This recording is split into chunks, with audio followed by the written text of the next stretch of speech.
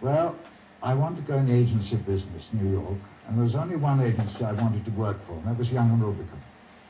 I was tremendously impressed by them, and by Raymond Rubicam in particular. I wanted to work there, but I didn't think I could ever get a job there. I had no qualifications, no credentials. I didn't even dare ask. So the only alternative was to start my own, which is what I did.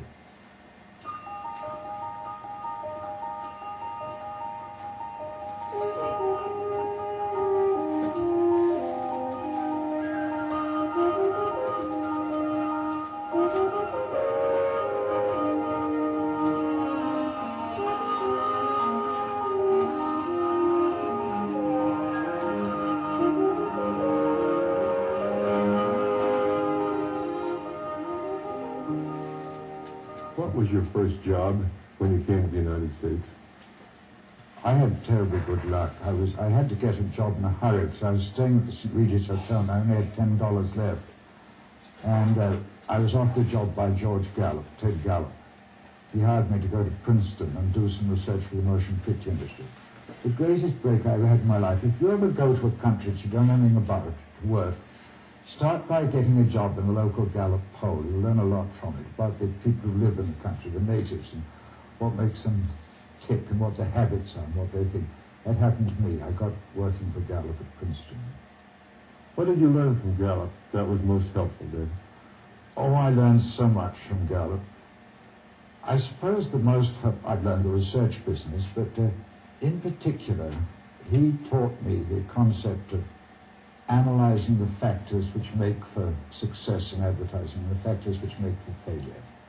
He was then research director of Young and Rubicam before he started Gallup and Robinson. And that's been invaluable to me over the years. Do you think your research background conditions your creative? And how, yeah. And how. See, when we started Ogilvy and Mather, we were nothing. We were about that big. Now we've got to be distinguished for something. The only thing I knew about was research. I said we'll specialize in creative research, which is what we did at the beginning. And ever since then, the research input into our creative operations has been tremendous. It's too much nowadays, but it's a fault on the right side. Is that right? Well, tell me, how and why did you start your own agency? How and why did I start my own agency? Well, I wanted to go in the agency business, New York, and there was only one agency I wanted to work for, and that was Young and Rubicam. I was tremendously impressed by them, and by Raymond Rubicam in particular. I wanted to work there, but I didn't think I could ever get a job there. I had no qualifications, no credentials. I didn't even dare ask. So the only alternative was to start my own, which is what I did. But my admiration for Young and Rubicam still prevails undimmed to this day, 100 years later.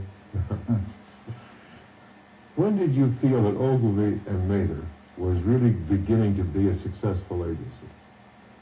Oh, about a month ago. I saw the billings figures and advertising agents saw that Ogilvy and Mather had gone up to 5th place. So it dawned on me that it was a successful agency. It's 25 years after we started, and I think that it takes about 25 years to build a good, successful, stable agency. You can't do it overnight. But there it is now, and I feel like an old dog with a puppy. I don't recognize it as my son anymore. I feel curiously detached from it. It's grown beyond me, and it's now very successful. Tell me. For many years, you know, John, I was terrified. I lived in terror that it would blow away. We were going very well. We were very successful. I didn't realize at the time how successful we were, how strong we were. And I thought, every day it's going to blow away. Something's going to happen. We're going to lose a big account. We'll start a run on the bank. And occasionally we did lose a big account, but it never started to run on the bank. I was always terrified. Now I'm not any longer. You built your top staff by recruiting from agencies. Do you still hire people from other agencies, or do you expect them to be homegrown? Well, I haven't hired anybody for years, but we're recruiting, we're promoting almost entirely from within now. We almost never go outside at high levels. I think it's a pity. I think that from time to time it's a good thing for an agency to refresh its bloodstream by bringing somebody in from another company, another area, another discipline, even another agency. It's almost all homegrown now, promotion from within. Of course, in the early days, we had no choice. You can't promote from within if there's nobody within.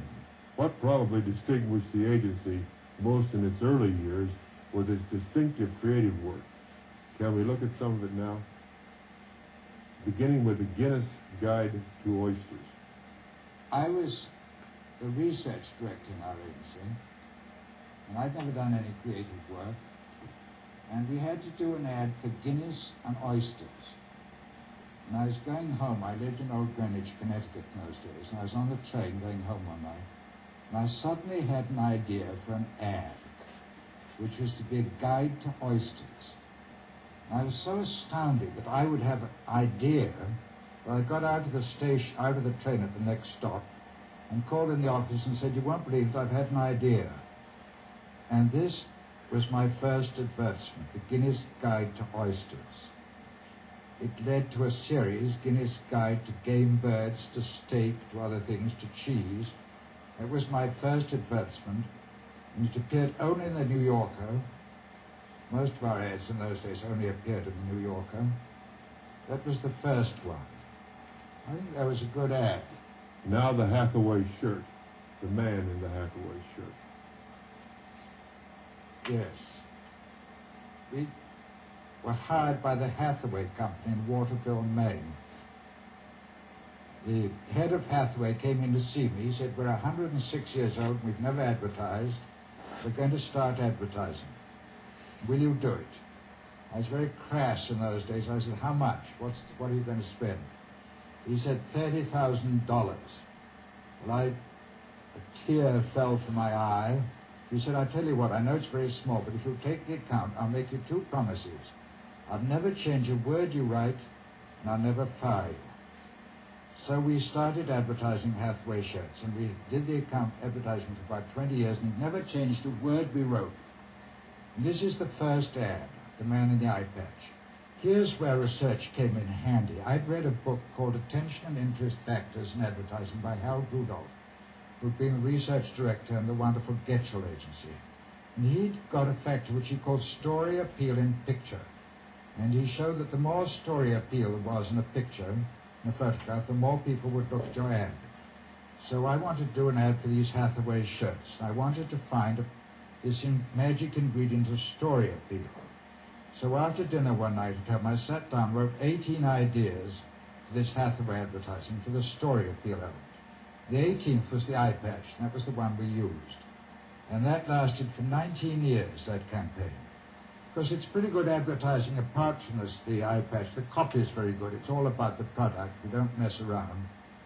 And it follows all the things I think you should do. And, for example, the name of the brand name is in every headline. It's a good campaign. It also only ran in New Yorker, but it was really the Hathaway campaign which rescued Ogilvy and Mather from obscurity. How about the Schweppes campaign? The man from Schweppes is here. That came shortly afterwards. Schweppes decided to invade the United States market, and our client appeared, an Englishman who was going to manage the office in New York called Commander Whitehead, who'd left the Navy shortly before.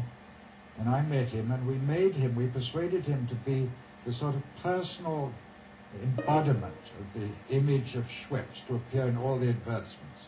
And here is the first Schweppes advertisement. Commander Whitehead arriving in New York. The man from Schweppes is here. He told me afterwards, I said, "What was in that briefcase which looked as if it was full of the secret formula for Schweppes?" He said, "A pair of my bathing suit." That was what was in it. That campaign lasted for 19 years. A good idea is, one test of a good idea is how long will it last? And that Whitehead campaign for Schweppes lasted for 19 years too. Now Rolls-Royce. At 60 miles an hour, the loudest noise is the clock. That's a good ad, isn't it? I didn't write that headline. It's a quotation from an article which had appeared about 20 years before in an English automobile magazine.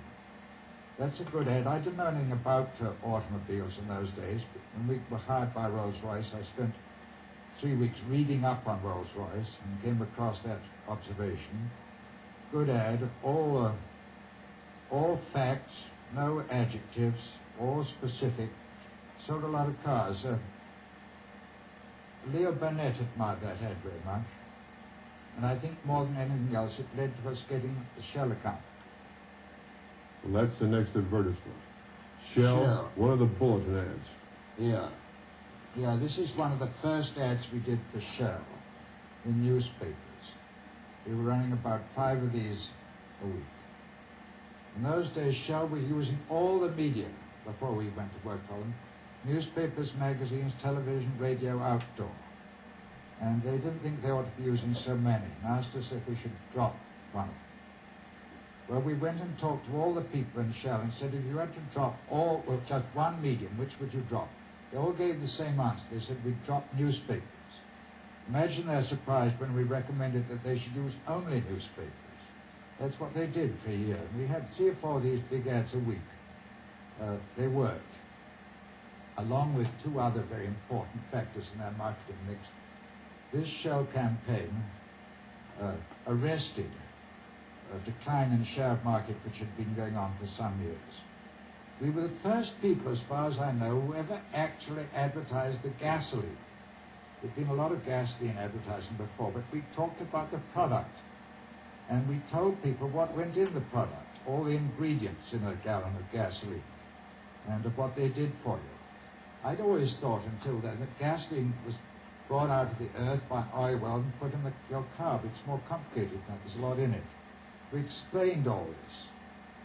It really was a great precedent in the advertising business, in the oil business.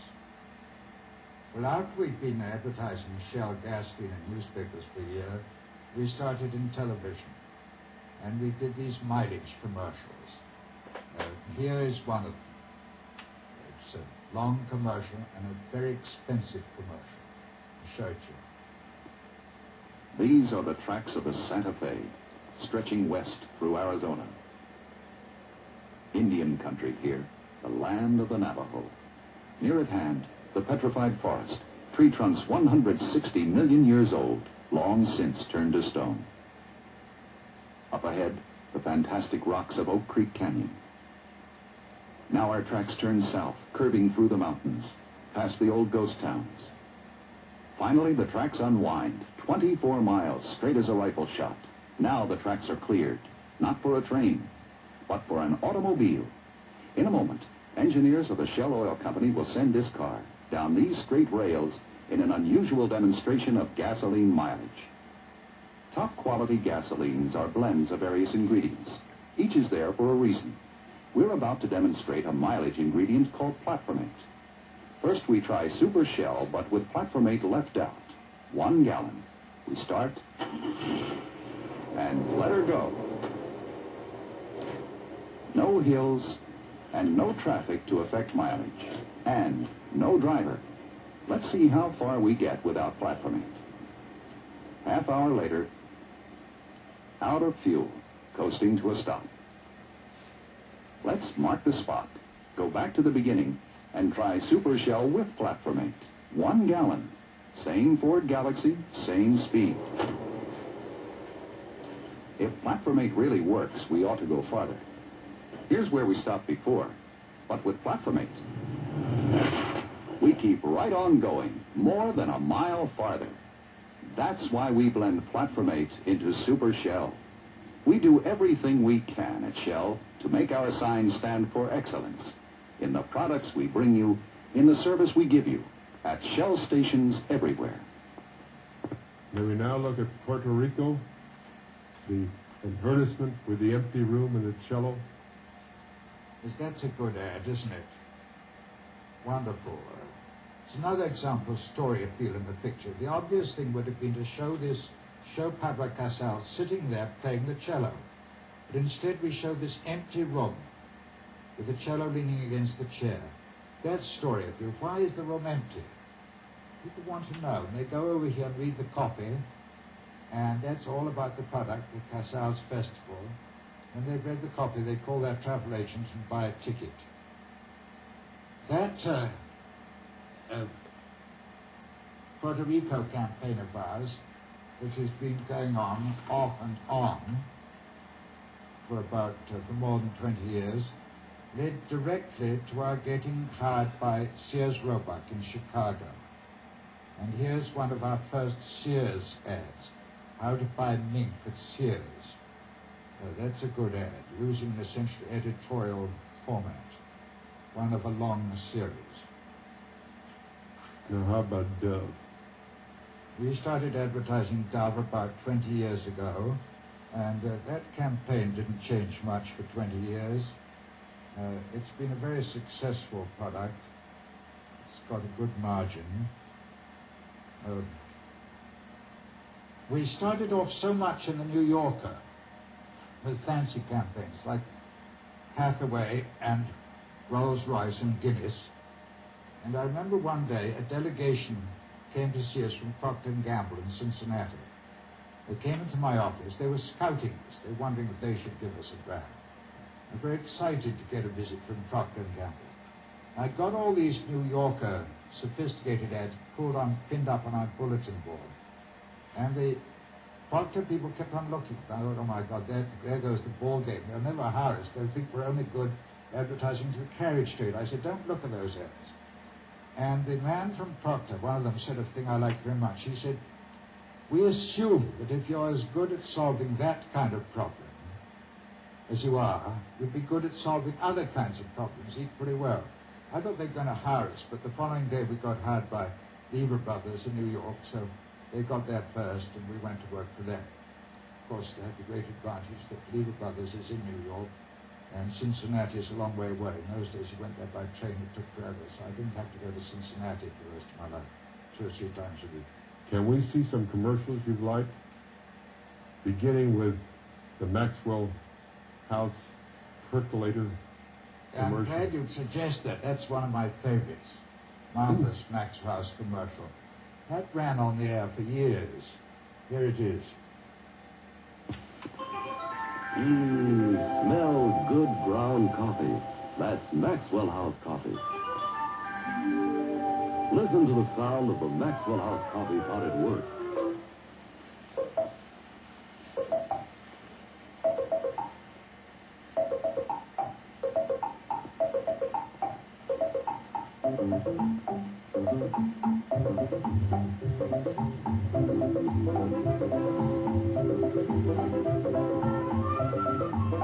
Pour a cup of this good-smelling coffee. It will taste as good as it smells because it's good ground Maxwell House. Maxwell House coffee is good to the last drop. Enjoy the rich, fresh taste of Maxwell House coffee. The ground coffee that tastes as good as it smells every time. Maxwell House. You know, there isn't too much difference between various brands of coffee. The one which gets the biggest share of market is the one with the best image. And Maxwell House owes its place in the market, I think, really, to an advertising campaign that J. Walter Thompson did for them from 1918 on, for the next few years. It was in print. And they gave Maxwell House a unique image. And then they went over to Benjamin Bowles, and they did a marvelous job on the image of Maxwell House. Then they were going to change again. And I remember my old friend Ralph Starr Butler, the old advertising director of General Foods, had retired. But he said to General Foods, there are only 2 agencies which can do this job for Maxwell House. One is Leo Burnett in Chicago, and the other is over in New York. And it came to us. And this one commercial was seen. It's about all we did for 4 or 5 years. It was all on the product, you notice. The product was the hero. I'm very keen on that. There's no extraneous stuff. It's all about coffee. When we first got the account, I went over with some of my friends, colleagues, to their factory in Hoboken. And you could smell the coffee being roasted as you came into Hoboken. And I said to someone in the car, doesn't coffee smell wonderful? If only it tasted as good as it smelled. And we used that as our promise. Maxwell House tastes as good as it smells. It's an interesting commercial because it was made by a committee. And I always say committees can't create. They did. So I had that thing, taste as good as it smells.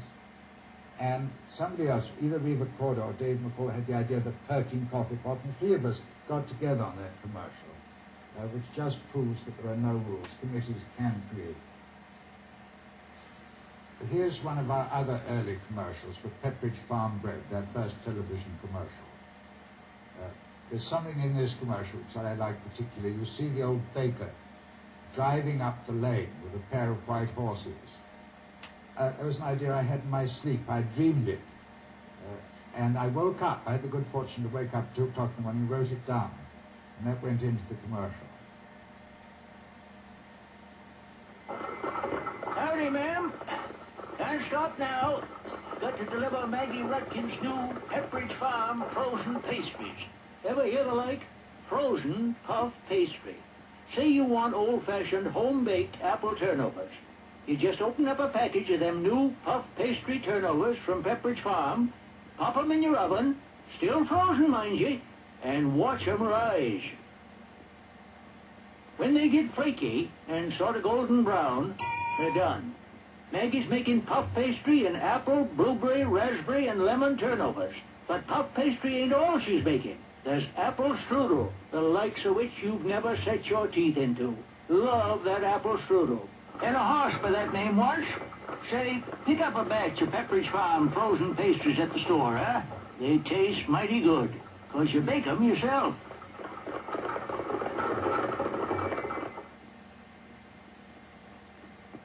Now we're looking at the Nationwide insurance commercial, The Burned House. Yeah, John, it's awfully hard for me to pick 1 or 2 commercials from all the hundreds, thousands we've made. But this Nationwide commercial, I personally like very much. I find it very moving. It's real, it's true, it actually happened. It's the actual house, it's the actual owner of the house. Watch it.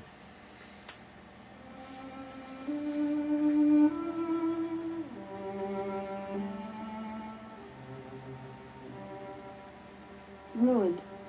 Completely ruined. The fire absolutely gutted our house. Nobody was hurt, and we saved some of the furniture. But everything else is gone. And because of what inflation has done to rebuilding costs, even our insurance isn't enough. We had a fire in the fireplace, and it caught an adjoining wall. That was it.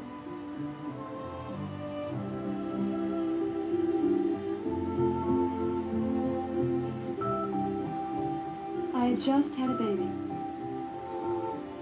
This was her nursery.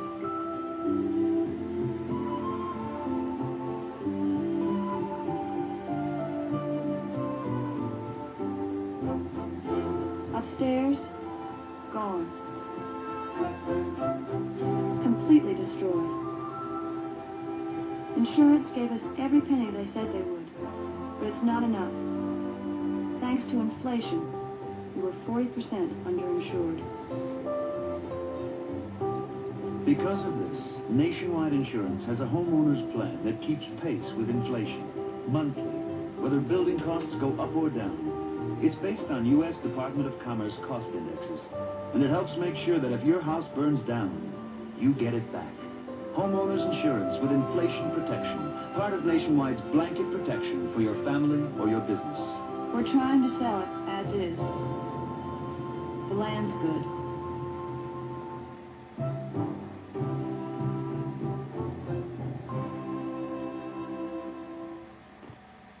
In your experience, where do creative people come from? It's a very good question, because success in the advertising business depends more than anything else on your ability to pick good creative people, fertile, talented creative people. How do you identify them? Well, I don't know. I recently asked 12 of our best creative people around the world what they look for when they're hiring young creative men and women. And they sent me long memos about it. And there's some threads which run through all of them. They look for people with a sense of humor. That seems to be important.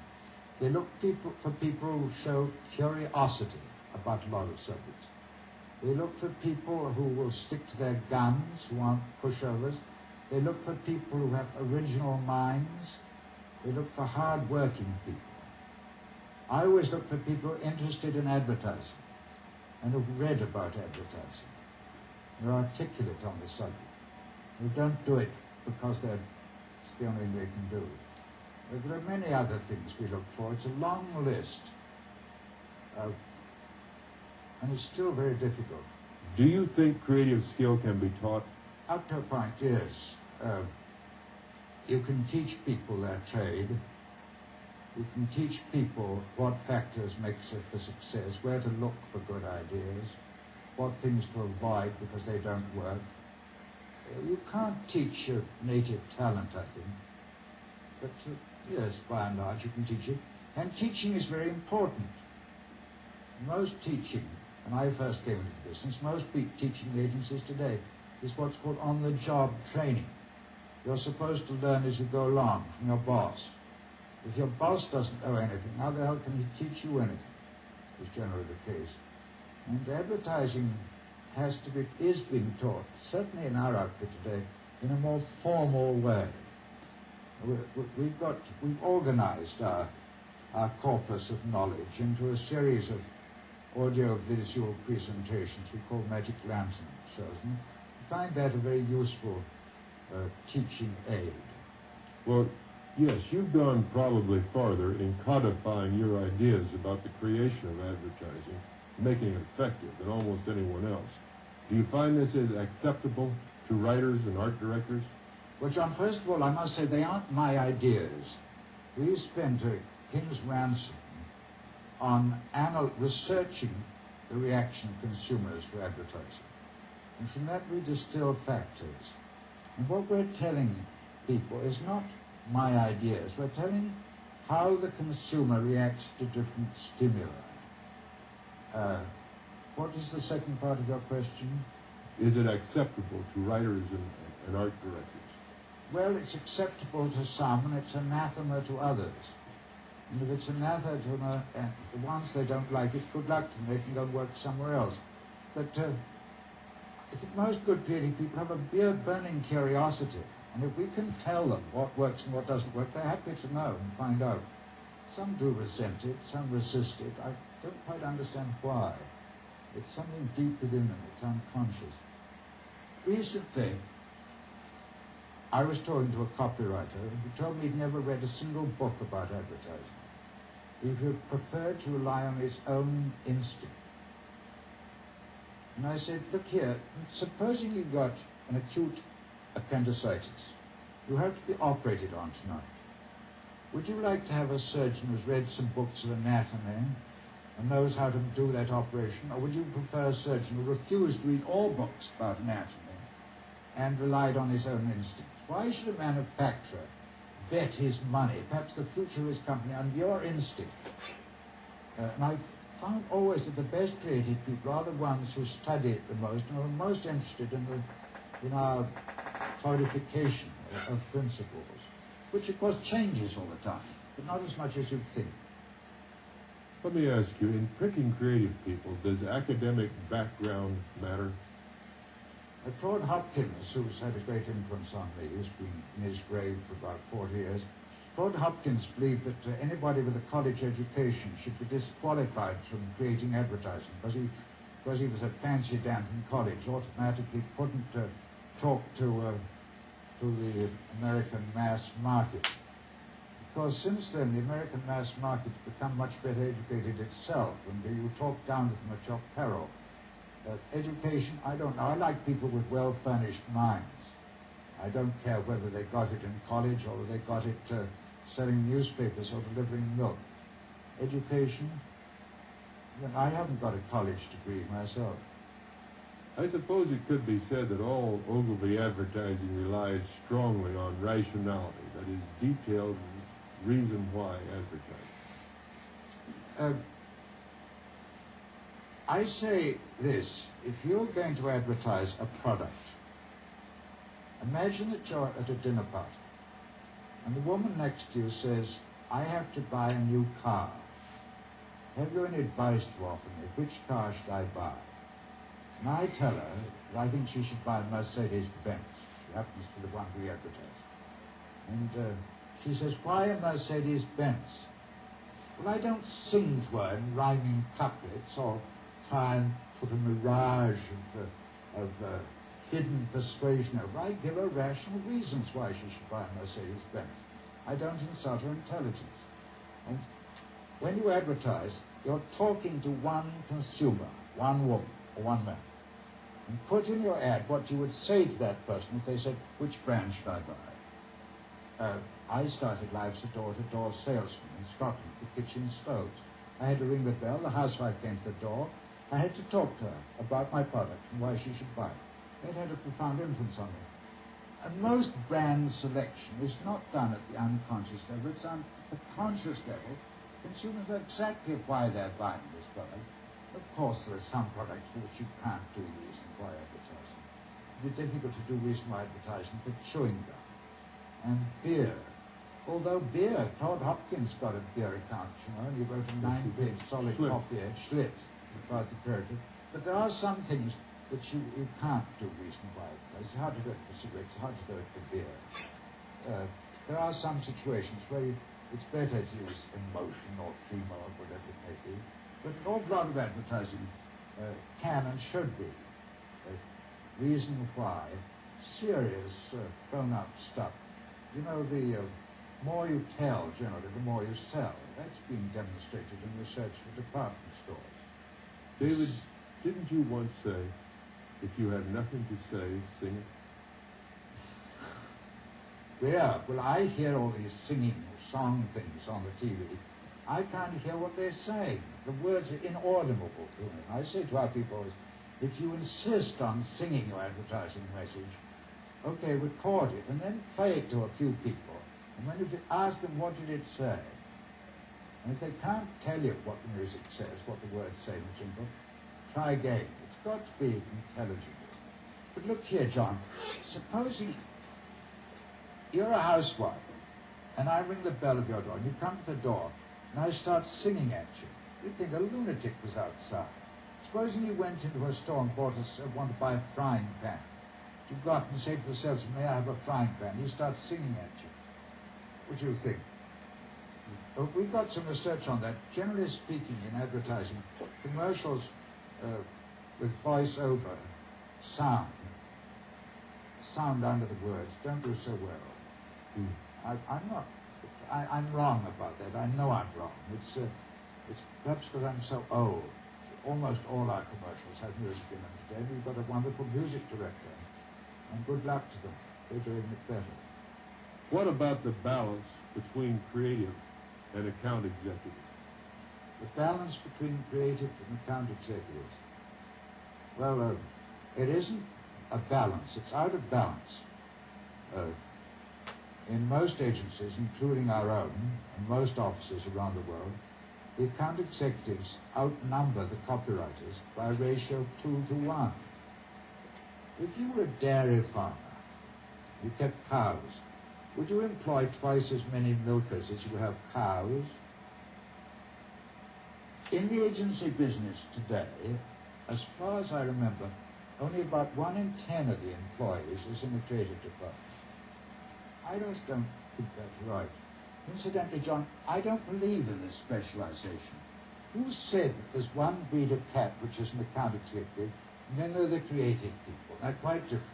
This has been perpetuated by both sides for years. It's nonsense. I think we're going to get into a period of generalization, of generalists, where you'll have people who are both account executives and copywriters, or whatever it may be. I'm seeing that begin. I think it's going to be forced on us. It's going to make life more interesting if for people in the business, if they're working both in the account side and in the creative side. And what about clients? After operating an agency for 25 years, how do you feel about clients? Some of my best friends are clients. We can't get on without clients. And the great thing is to have the right clients. There are plenty of agencies and plenty of clients. And we need to try and match them up so that the relationship is a good one. Happy marriages fructify and unhappy marriages don't. And it's a terrible thing if a client gets the wrong agency, wrong for them, or if the agency gets the wrong client. The relationship should be a happy one, a congenial one, a productive one, a suitable one, an appropriate one. Do you think there are differences in the perception of advertising between top management of clients and, say, brand managers or product managers? Yes, indeed. Of course, it depends on where the top management of clients come from. If the head of a big corporation has been their house lawyer, he won't have much of an idea of advertising when he gets to be chairman of the board. If, on the other hand, like some of the heads of companies I know, they started as brand managers or advertising managers, it's another matter. Generally speaking, I find that the top people in companies take a broader view of their advertising. And I think it's often a more intelligent view, and they're more prepared to delegate to the agency the creative job. I ran into an awful problem as I got older in the agency business. I became impatient with young brand managers, and I found it very difficult to put up with what I thought was often rather inane performance on their part. And I always tried to give clients advice. I wanted to say to the client, here's what I would do if I owned your business, if I was head of your company.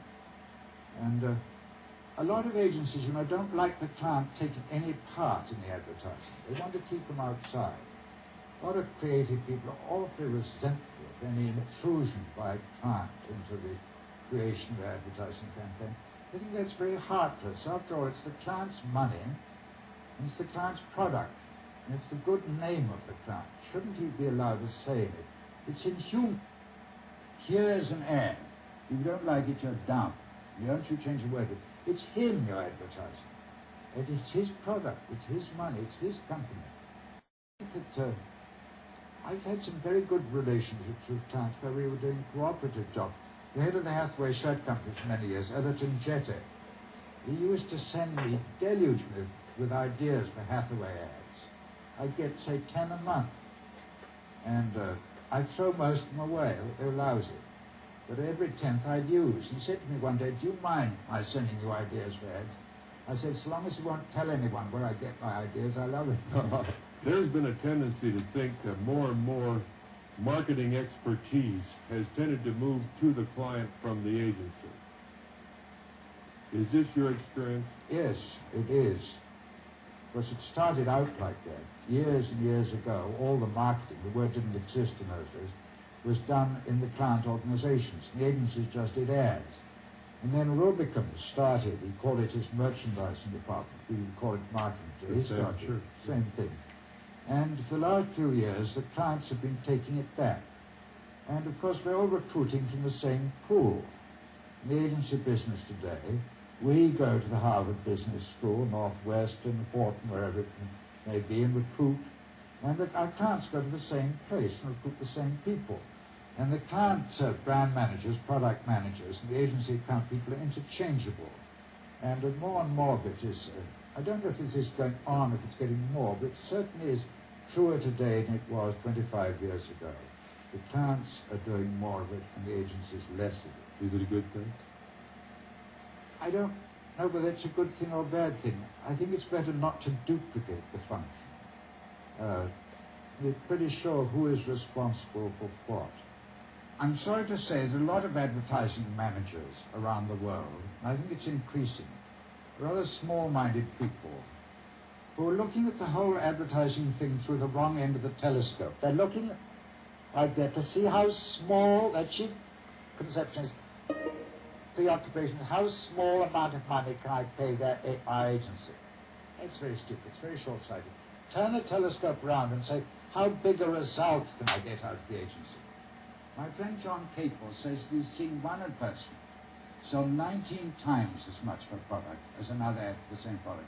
The difference is the order of magnitude of 19 to 1. And that's what the advertising managers should be worrying about, and not how cheese-paring can I be with our agency.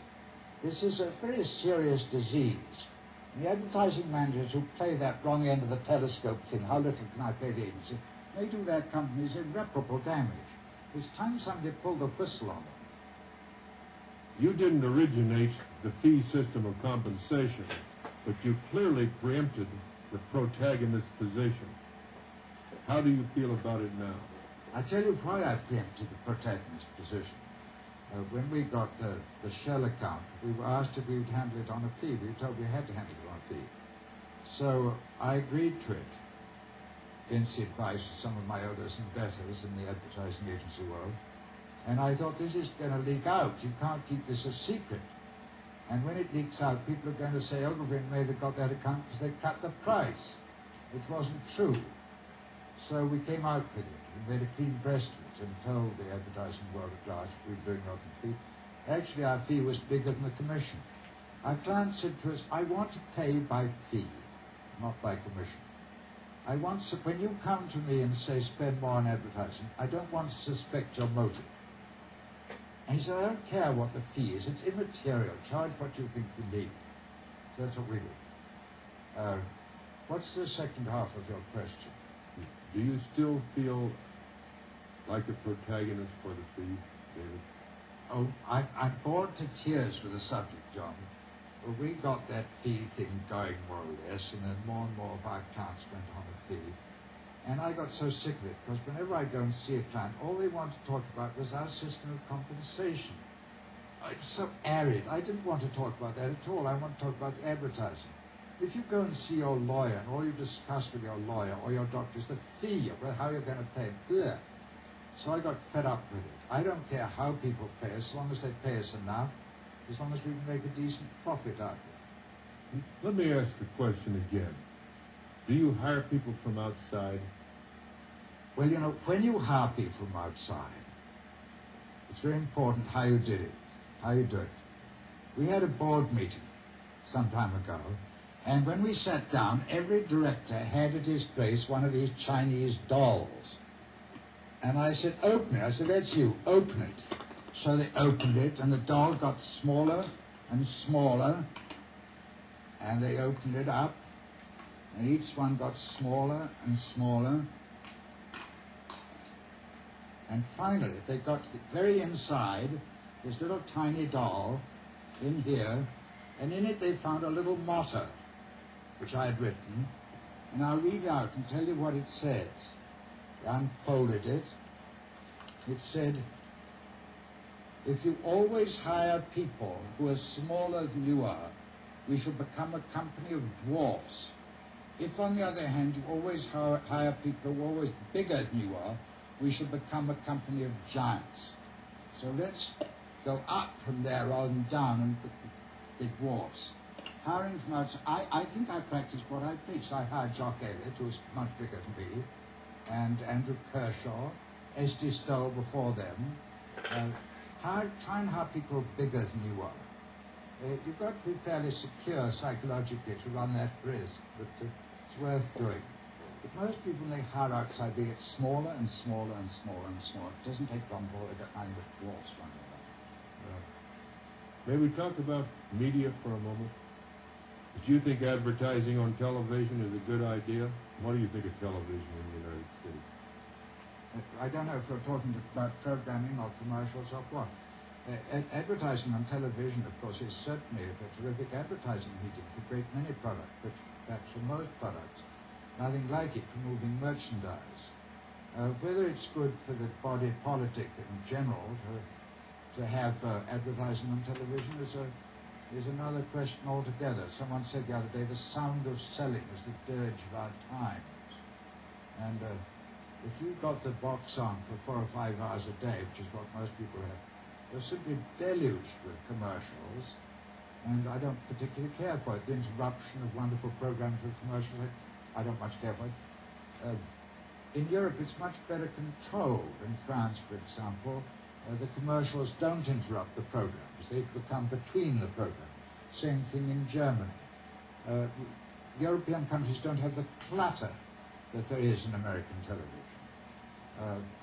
There's some products you can't advertise on television, of course, like booze and cigarettes. Yes. Well, what about the advertising business? Is it a better business? In print, in the United States, it's worse, I believe. The magazine advertising today that I see in the United States is not as good as it was 25 years ago. It's a dying art. The big agencies today, most of them only about less than 20% of their billing is in print. Most of it's in TV. The TV's been getting better and better, and the print's getting worse and worse.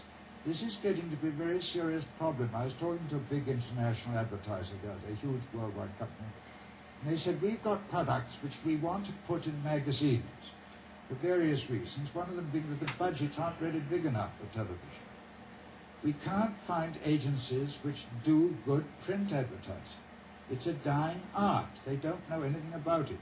And you know, there's more research has been done on food advertising than any other category. It's been going on for 40 years. And they say we've talked to these agencies all over the world, and they don't know any of that research. They don't know how to do it. But television has got better. Of course it's got better. And print has got worse. I'm awfully interested in print, I suppose because I started there. And I'm trying to bring about a sort of renaissance of print advertising, where I can. Radio advertising. Radio is the Cinderella medium, I would say. I suppose in New York, I don't know what the percentage is, but it's one of the smaller media. But today, more and more advertisers are finding they just can't afford to be in television. So where do they go? Well, radio is one of the places they can go. And when it comes to radio advertising, there's a very serious shortage of research. I know quite a lot about how to make good TV commercials and how to make good print ads. I don't know much about how to make good radio commercials because I can't lay my hands on the research. We've done a little experimental research, tried to find out what factors make for good radio commercials. It's under-researched, and I think it would pay the radio advertiser, the radio media, to get together and sponsor some good research, to teach us people in the ad business how to use it more effectively. For some countries, in some countries, 30% of our billing is in radio. I think it is in South Africa, for example. If it had not been advertising, what else would you have chosen to work in?